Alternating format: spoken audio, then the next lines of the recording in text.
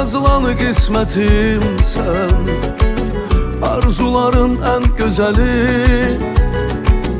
ən xoş olan cümlələrim, səbəbi sən deməli.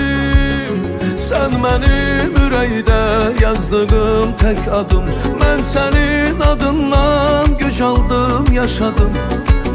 Ruhumu qəlbinlə bir canda daşıdım. Mən səni ömrümdə hər an istəyirəm, mənimlə hər gün bir oyan istəyirəm.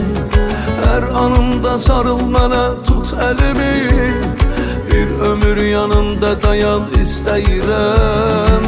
Mən səni ömrümdə hər an istəyirəm, mənimlə hər gün bir oyan istəyirəm. Hər anımda sarıl mənə, tut əlimi, bir ömür yanımda dayan istəyirəm.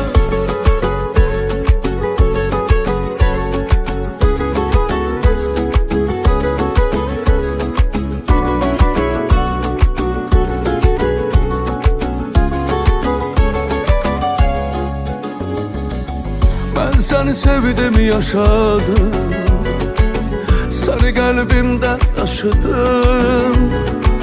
Həyatımın xoş gününə səni sevməklə başladım. Sən mənim ürəkdə yazdığım tək adım, mən sənin adından güc aldım, yaşadım. Ruhumu qəlbinlə bir canda daşıdım. Mən səni ömrümdə hər an istəyirəm, mənimlə hər gün bir oyan istəyirəm.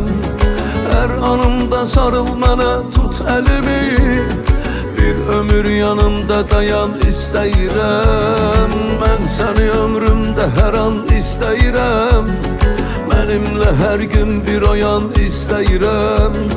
Hər anımda sarıl mənə, tut əlimi, bir ömür yanımda dayan istəyirəm.